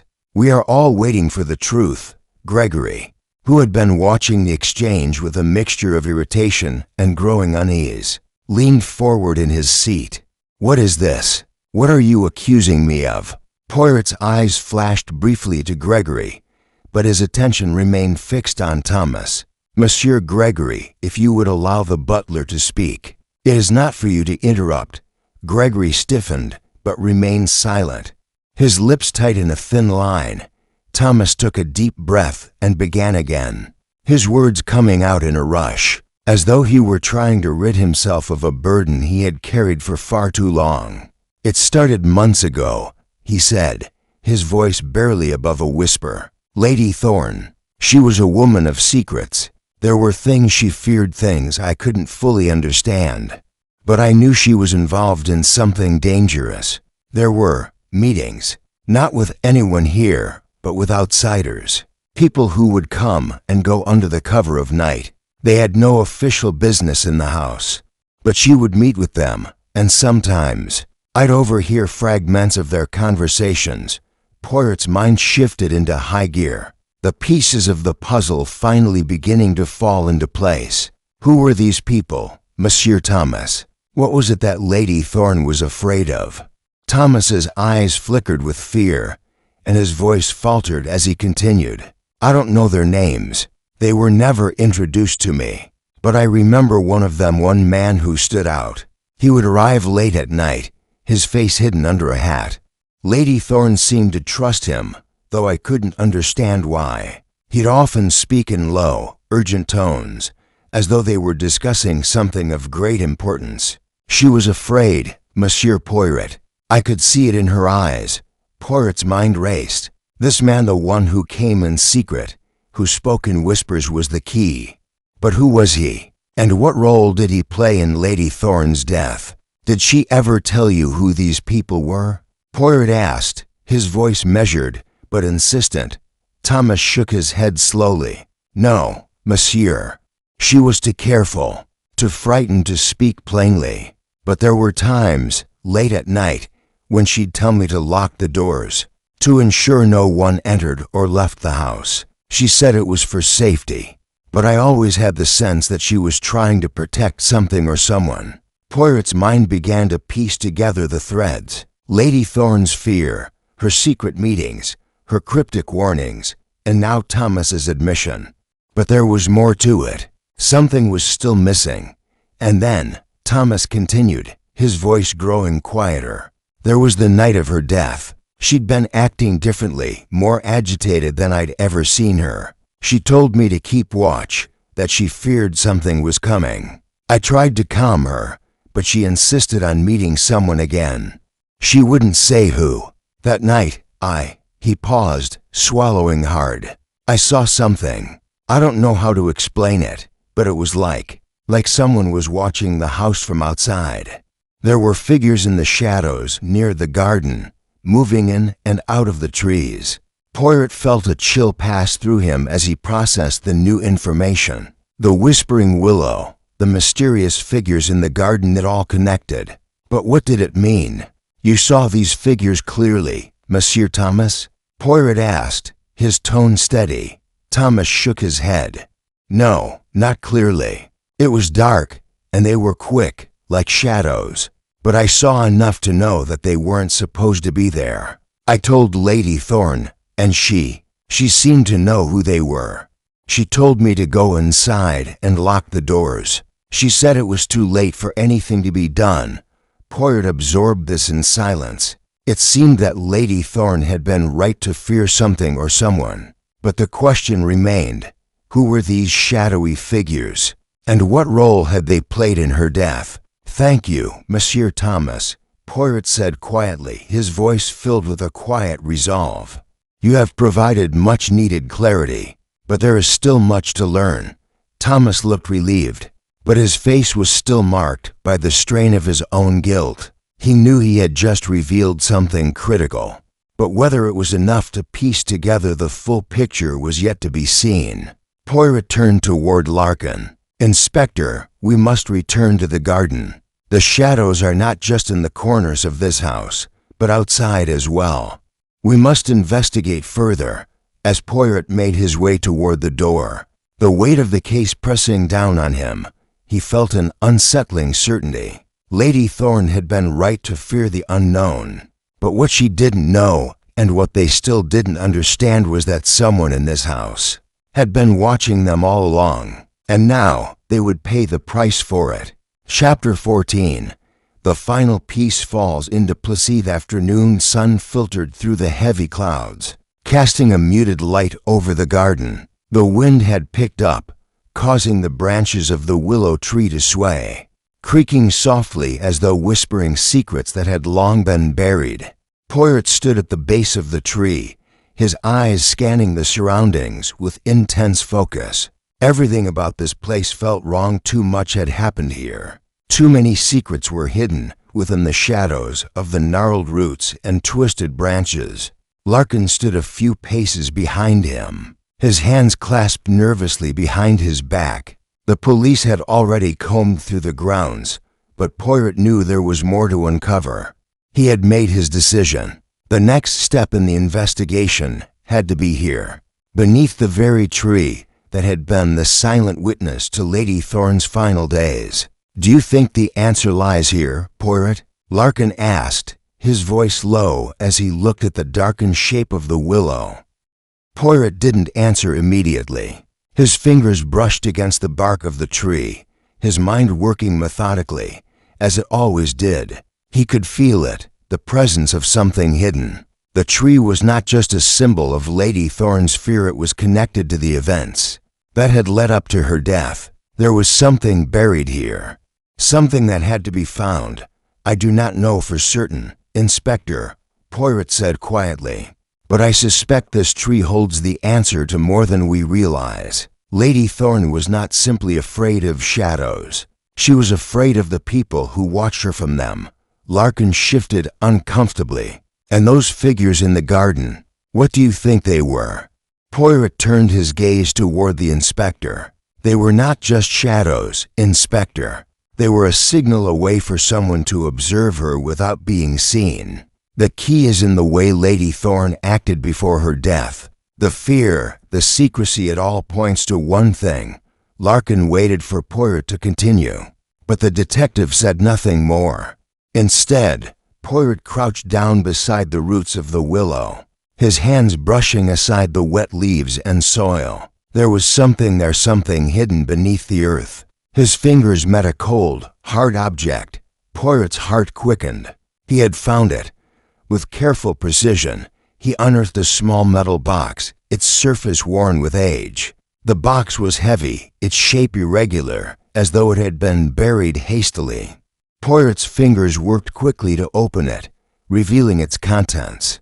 Inside was a collection of photographs, each one carefully folded and placed within the box. The photographs were old, yellowed with age, and though they were not large, they were clear enough to make out the faces of the people in them. Poirot studied each photograph carefully. There were images of Lady Thorne, some of her alone, others with Gregory, her brother, and Edmund, her son. But in each photograph, there was something strange. A figure in the background, always hidden in shadow, lurking just beyond the edges of the frame. Poirot turned the photographs over, his mind racing. Each one had a date on the back, some just a few months old. But what caught his attention was the name written on the final photograph, written in the same jagged handwriting that had appeared in the notes and the locket, A.A. Poirot muttered under his breath, the same name that had appeared in Lady Thorne's letter, the same name that had been mentioned in the mysterious meetings, the figure in the shadows, always present, always watching. This is it, Poirot said, his voice steady, though his mind was alight with the implications. The figure in the photographs, this is the person who has been controlling everything. This is who Lady Thorne was afraid of. Larkin stepped forward, peering over Poirot's shoulder. So it's someone close to the family. Poirot nodded. Not just close.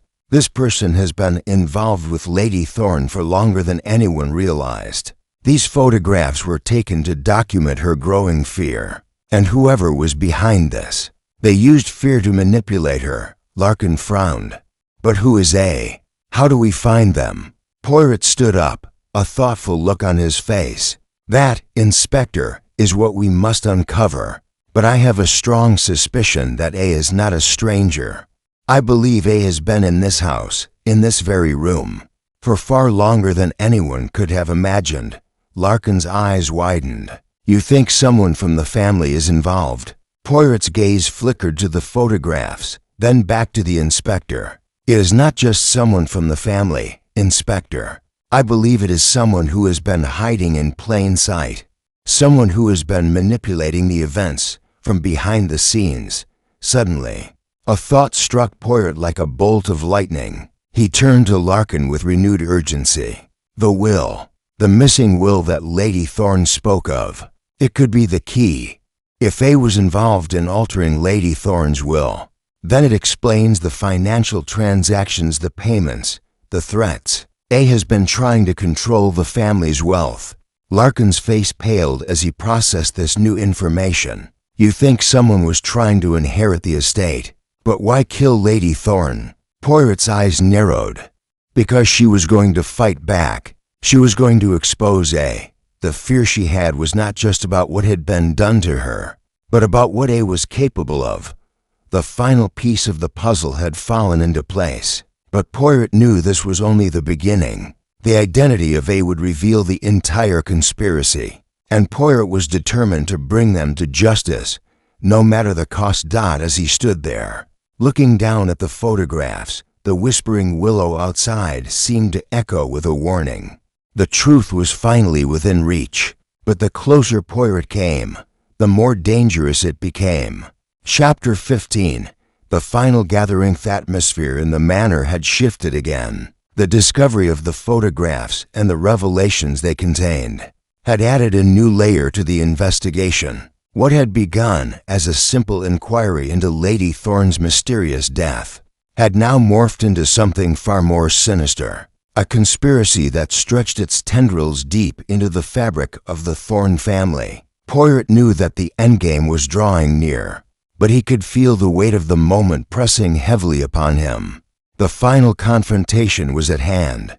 The family and staff had been gathered in the sitting room once again, and the tension in the air was palpable. Edmund, Evelyn, Gregory, Clara, and Thomas, all of them were now fully aware that the truth was closing in on them. But none of them seemed to know where to turn, and each of them held their own suspicions and fears. Poirot's task was simple: to uncover the truth, to expose the mastermind behind Lady Thorne's death, and to bring justice to the family. But it would not be easy. Poirot entered the room, his steps measured and deliberate. The others were already seated, their faces drawn with anticipation. They knew that the moment of reckoning had arrived.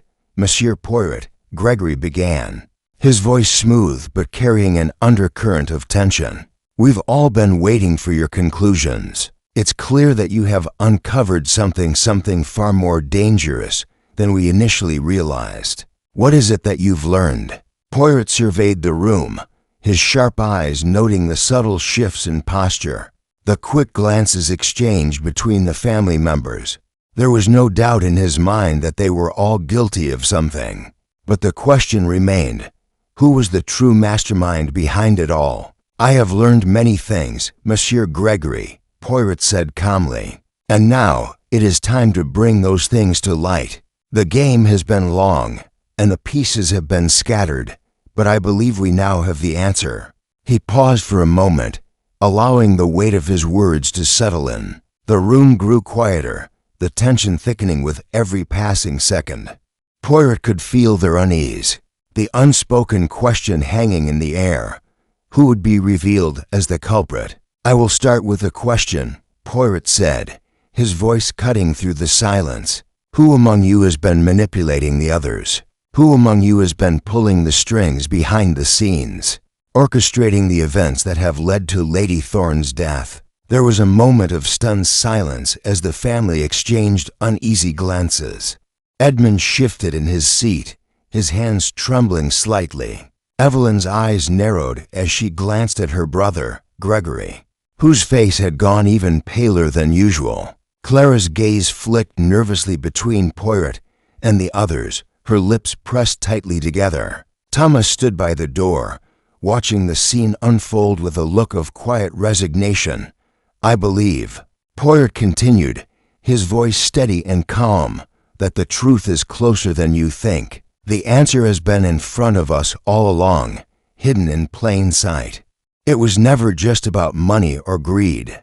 It was about control, and the one who wanted control, more than anyone else, is someone who has been standing in this room from the very beginning. He turned slowly, his eyes resting on Gregory. The room seemed to hold its breath, waiting for Poirot's next move. Monsieur Gregory, Poirot said, his voice soft but filled with a quiet intensity. You have been the puppet master all along, haven't you? Gregory's face flickered with surprise, but he quickly regained his composure, his lips curling into a thin smile. I don't know what you mean, Poirot. I've been nothing but supportive of my family. What are you accusing me of? Poirot stepped closer, his gaze unwavering. It is clear, Monsieur Gregory, that you have been manipulating those around you. The secret meetings, the cryptic letters, the financial transactions, all of it points to one person, you. A flicker of recognition passed across Gregory's face, but he quickly masked it, leaning back in his chair and crossing his arms defensively. You have no proof, Poirot. No evidence to support your baseless claims. Poirot's lips curled into a faint smile.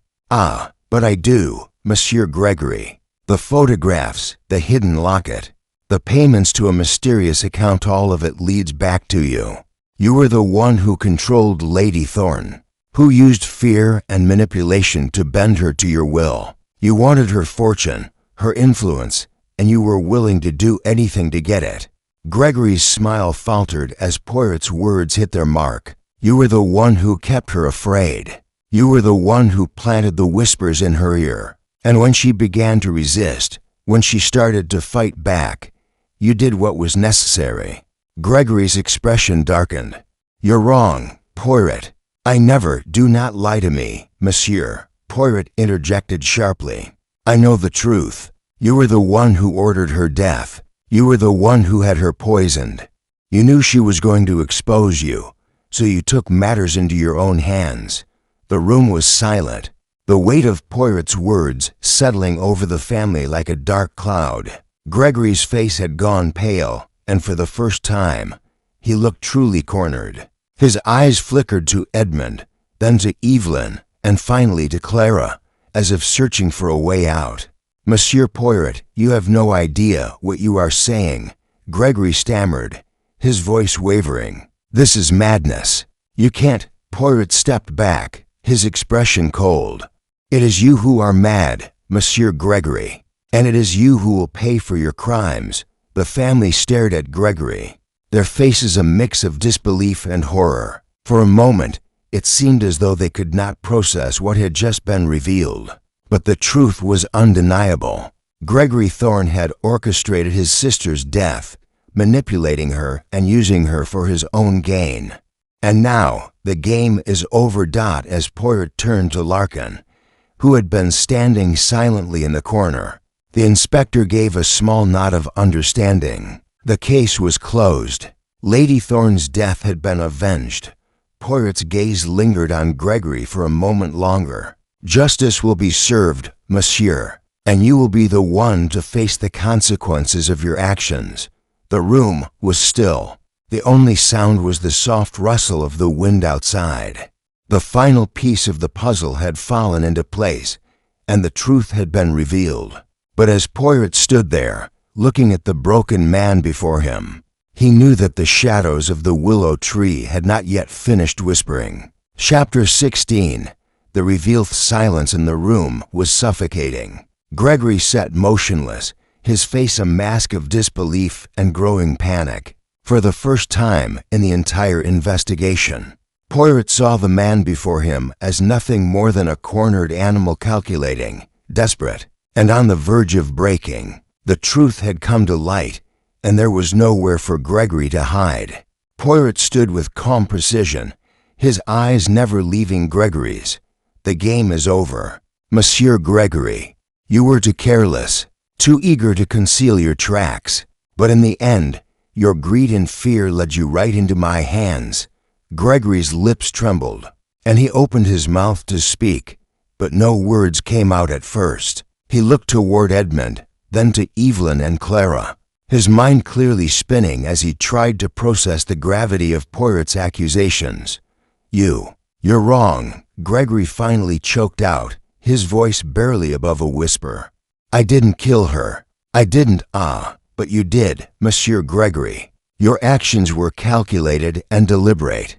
The payments to the mysterious account, the secret meetings, the cryptic warnings to your sister, each of them led me to you. You manipulated Lady Thorne, controlling her with fear, pushing her to the brink. And when she tried to break free, when she was going to expose you, you did what any desperate man would do." Poirot took a step forward, his gaze unwavering. "You killed her. You poisoned her, just as you had planned, and you nearly succeeded in covering it up." Gregory's face crumpled, and for the first time, Poirot saw the depth of his guilt reflected in his eyes. His defiance faltered, and the faintest tremor ran through his body. "I never meant for it to go this far," Gregory confessed, his voice cracking. "I didn't want to kill her, but I had no choice. She was going to ruin everything. She knew too much. I had to stop her. I couldn't let her take everything from me." Poirot's expression softened ever so slightly. Yes, the fortune, the power, the control. You wanted it all, didn't you? But you forgot one thing, Monsieur Gregory. You forgot that greed is a dangerous thing. It clouds the mind and blinds one to the truth. You were so consumed with your desire to inherit that you lost sight of everything else." Gregory's eyes flickered with a mix of anger and shame. He opened his mouth to speak again, but Poirot raised a hand, silencing him. "You are finished, monsieur. The truth is out, and the consequences of your actions are clear." The room was still, as if the walls themselves were holding their breath. Edmund, Evelyn, Clara, and Thomas stood in stunned silence, each person processing the truth in their own way. The revelation of Gregory's guilt was a bitter pill for them all, but Poirot knew that it was necessary. The family had been living in the shadow of secrets for far too long, and it was time for them to confront the reality of their situation. Gregory's face contorted as he finally let out a bitter laugh. You think you've won, Poirot? Do you think this will change anything? Lady Thorne is dead, and the money is mine now. You can't take that away from me." Poirot's eyes narrowed, his voice cold and final. "The money, Monsieur Gregory, is not the true prize. The true prize is justice, and justice will be served. You will face the consequences of your actions, no matter how hard you try to escape them." With a sharp motion, Poirot turned to Larkin, who had been standing at the back of the room, watching the entire scene unfold. "Inspector, I believe the time has come to make the arrest." Larkin nodded, his face grim as he stepped forward to apprehend Gregory. But before he could move, Gregory shot a glance at his family, his voice rising in a mixture of desperation and fury. "None of you understand," he shouted. "None of you understand what I've sacrificed to keep this family afloat, what I've done to survive. You think you're so much better than me? You think you know how hard it is to live under the shadow of my sister's success? I was never going to be in her shadow forever. She had to go." Poirot's gaze softened, but only for a moment. "You could have had everything, Monsieur Gregory, if only you had let go of your greed. But now, all that is left for you is this moment you're reckoning." Larkin stepped forward, handcuffing Gregory with a swift motion. The man didn't resist. He simply let it happen, his shoulders slumped in defeat. "I don't know what to say." Edmund finally spoke, his voice hoarse. His face was pale, the weight of the revelation settling upon him like a heavy fog. "I never suspected. I never thought it would be him." Evelyn, who had been silent through most of the confrontation, finally spoke. "I can't believe it. All this time, we were living under the same roof as the man who killed our mother." Poirot turned to face the family, his expression thoughtful. "It is not an easy truth to accept, but it is the truth nonetheless. Gregory's obsession with power led him to do the unthinkable, and now he will face the consequences." Clara, her face a mixture of disbelief and sorrow, spoke softly. "How could he have done this? How could he have killed her?" Poirot's eyes softened as he turned to her. "Greed, Madame Clara, it blinds the heart and poisons the soul, and it is the most dangerous of all emotions." Gregory was led from the room, his head hanging low, the reality of his fate sinking in with every step he took. The family stood together in the quiet aftermath of Poirot's revelation. The storm outside had finally subsided, but the storm within the manor had only just begun to settle. Poirot's gaze lingered on the family, the faces of those who had been torn apart by secrets and lies. But the mystery had been solved, the truth had been revealed, and justice, in the end, had been served. For Poirot, the case was closed. But the echoes of the Whispering Willow remained, a reminder that some truths are buried deep, waiting for the right moment to be uncovered. Chapter 17. Outcome. And Justice Athair in the room felt heavy with the finality of the situation. Gregory Thorne had been taken into custody, his confession weighing down the atmosphere in the manor. Though the truth had come to light, a sense of somber relief still hung in the air, as the Thorne family tried to process the enormity of what had unfolded. Lady Thorne's death had been a tragic consequence of manipulation, greed, and a web of lies woven by the very man they had trusted. Poirot stood in the corner of the drawing room, observing the family. Edmund, Evelyn, Clara, and even Thomas were all present, each of them struggling with the reality that their lives had been torn apart by someone so close to them. The investigation was over, but the emotional toll of the truth was far from finished. Edmund was the first to break the silence. His voice was low, tinged with sorrow and disbelief. "I can't believe it. My uncle, my own flesh and blood. To think he was capable of this. I never suspected anything. He always seemed so calm, so in control." Poirot's gaze softened as he looked at Edmund. "It is often those who appear the calmest who are hiding the greatest secrets." Gregory Thorne was a man consumed by ambition, and it was his desire for power that led him down the dark path. He manipulated those around him, including you, to achieve his goals. Evelyn, who had been standing by the window, her arms crossed tightly over her chest, spoke next. Her voice was tight, but her words were clear.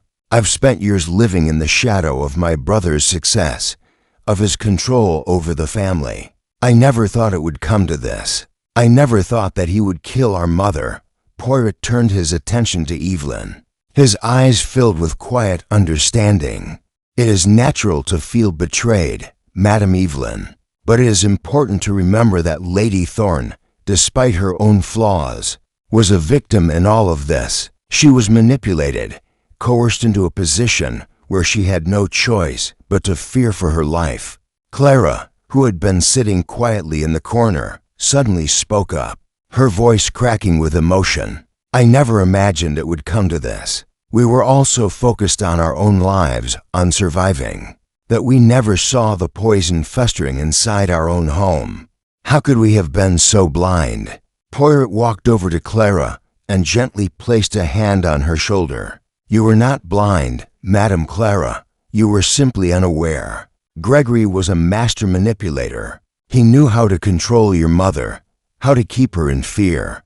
But now, the truth is out. The veil has been lifted, and you are no longer under his shadow.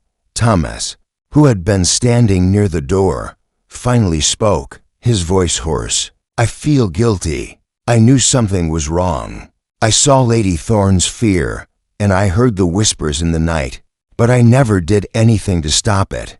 I should have done more. Poirot turned to Thomas, his gaze steady. You were not responsible for Gregory's actions, Monsieur Thomas. You were a man caught in the web of deceit, just as the rest of them were. But you did what you could. You brought the truth to light. For a long moment, no one spoke. The weight of the situation pressed on the family, and Poirot could see the struggle in their eyes.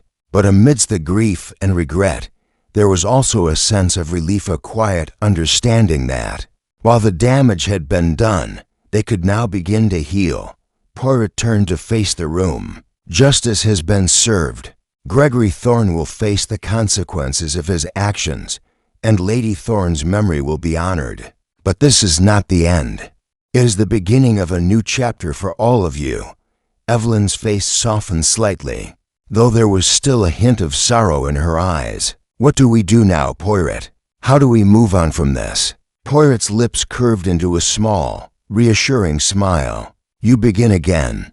You rebuild your lives, free from the manipulation and fear that controlled you for so long. You have each other, and you have the truth. That is more than enough. Edmund, still looking lost in thought, nodded slowly. It's going to take time, but we'll manage. We'll have to. For our mother, Poirot gave a brief nod. Yes, for her, and for yourselves. The truth is a powerful thing, but it is not without its cost. But now, you have the chance to live your lives on your own terms. The family stood together in the quiet aftermath, each of them processing the revelation in their own way. Poirot knew that healing would take time, but the seeds of change had been planted. The truth, no matter how painful, had been exposed. And now it was up to the Thorne family to pick up the pieces. Poirot turned toward the door. His mission now complete. I must take my leave now, Madame Evelyn, Monsieur Edmund, Madame Clara, and Monsieur Thomas. The mystery has been solved, and I will not stay where I am no longer needed. But I leave you with this. The future is yours to shape. Do not let the past define you. With that, Poirot exited the room, leaving the family behind to confront the future. The storm outside had cleared, and the sun shone through the window, casting light into the once dark corners of the manor. For the Thorne family, the long road to healing had just begun, but the first steps toward redemption had been taken. Chapter 18. The closing remarked Thorne Manor had never seemed so still. The once vibrant home, filled with the murmur of family and the rustle of papers, now felt like a monument to lost time. The echoes of a secret buried too long still reverberated through the halls. But the answers had come. Lady Thorne's death was no longer a mystery, and the man who had caused it would face justice. Poirot stood in the garden, the evening air cool against his skin. The whispering willow tree loomed behind him, its branches twisting as if to offer a silent farewell. He looked up at the tree's gnarled limbs, knowing that its secrets had been revealed, and it would remain in the past, a witness to the fall of a family, but also to its redemption. Behind him, the manor doors creaked open, and Edmund stepped outside. His face, though still burdened with sorrow, held a faint trace of something else, now a flicker of hope. He had lost his mother, but in finding the truth, he had begun to reclaim his future. "Monsieur Poirot," Edmund called softly, his voice hesitant. Poirot turned, offering the young man a warm, knowing smile. Edmund approached slowly, as if unsure of how to speak the words that had been weighing on him. "Thank you," Edmund said, his voice low but sincere, "for everything. You gave us the truth when we didn't know how to find it." Poirot nodded, his eyes thoughtful. "It is not I who gave you the truth, Monsieur Edmund. You found it yourselves. It was always within reach. I merely helped you see it." Edmund glanced at the tree, his expression unreadable. "I never realized how much we were all in the dark. Even with our family so close, there were walls between us. It's hard to believe how much one person can change everything. Greed and ambition, monsieur, are powerful forces," Poirot said gently. "They cloud the mind and twist the heart. But you are stronger than that now. You have seen the truth, and with it, you can rebuild."